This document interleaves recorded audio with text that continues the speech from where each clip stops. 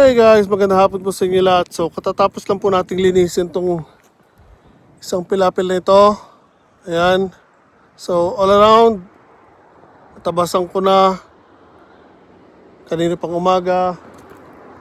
And itong mga puno, ayan, katatapos ko lang din po. Gamit natin yung chainsaw natin. Pinutol ko na yung mga ugat. Yung mga ugat, it's either susunugin natin o itatambak natin, hayaan natin mabulok sa may loob ng property. Kailangan natin linisin yan dito. Pero mga ito, itatabi natin yan.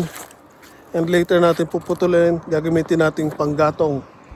Pero iimbak muna natin yan hanggang sa matuyo. So, ito pinag-iisipan ko pa kung hahakutin ko or papadaanan ko ulit ng grass cutter para mapino sila din. Papadaanan ko ng traktora. So, bawal kasi magsunog dito. Kaya hindi ko sure kung susunugin ko o hindi. Gusto ko sana sunugin para mas mabilis. Kaya nga lang, bawal po kasi basta-basta magsunog dito. Lalo nasa bundok po tayo. So, kung papadaanan ko naman siya ng grass cutter, excuse me, magagawa naman po natin pinuhin yan. Pero medyo matagal nga lang. Pero at least, ikakalat na lang natin dyan. And, papadaanan ng traktora. Yung sinabi ko na isang beses, pwede ko rin dalahin dito yung wood chipper. Sasalang ko sila sa wood chipper para magpira-piraso sila. Okay din yun. So, pinag-iisipan ko pa kung anong gagawin ko talaga. So, again, this is 300 square meters. Isang pilapel. Na doon sa may poste natin doon. Hanggang dito sa may muhon dito.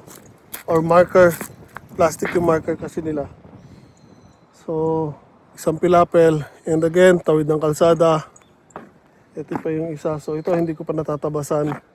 Kailangan ko munang tapusin to. Once na matapos ko yan, doon ko lang to gagalawin. So, ayoko kasi yung lipat-lipat yung pagtatabas ko. Tapos pareho silang madidelay ng paglilinis. So, after ko totally linisin to, kahit wala pang bakod, okay lang yan. Then, doon ko lang lilinisin tong kabila. So, ito another 300 square meters. So, mula dito, ito kasi iba may-ari niyan. So, mula dito, lakad tayo.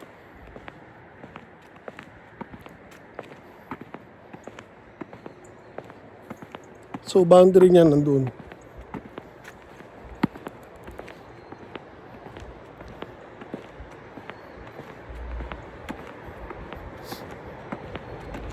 So, hanggang dito most likely.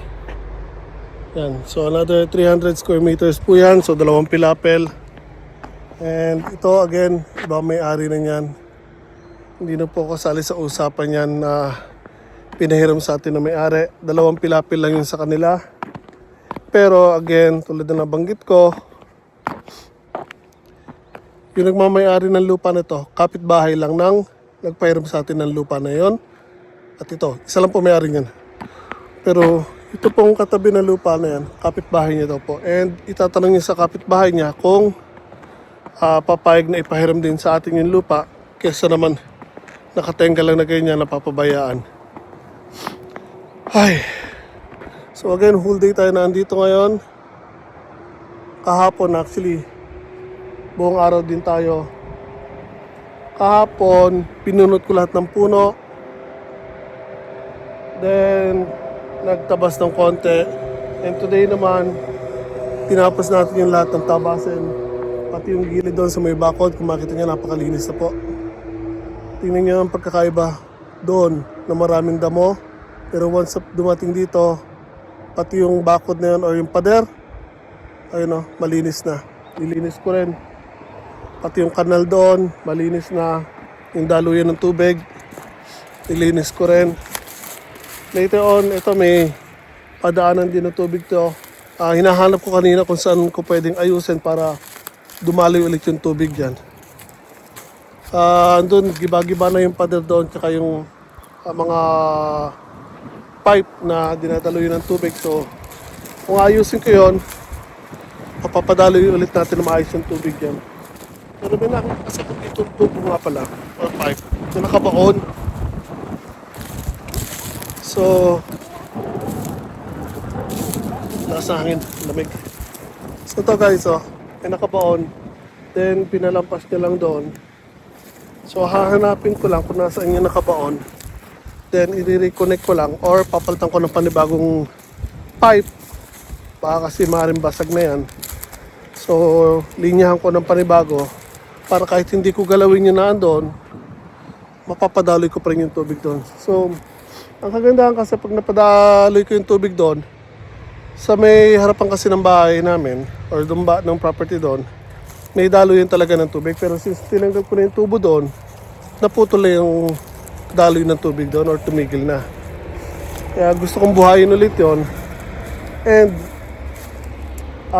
pwede ko kasing paakyatin yung tubig or padaluyin yung tubig dito pag nabuhay ko doon. Hindi katulad pag dito masyadong mataas. Ito guys, ito yung irrigation.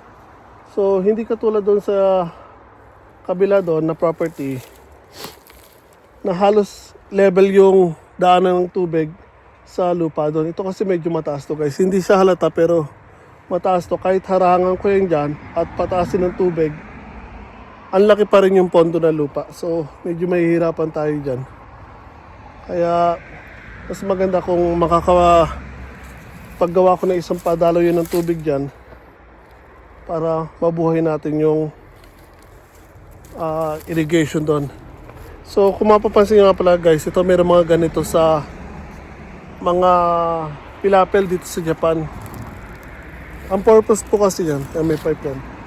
Pag ito nakababa, ibig sabihin nakasarado yung pagtaloy ng tubig. Again, meron kasi itong parang tubo na sa kabaon sa ilalim na pag binaba mo to, ang tubig dito sa pilapel ay hindi dadaloy papunta dito sa irrigation. So hindi tatapon, ibig sabihin may imbak siya dyan.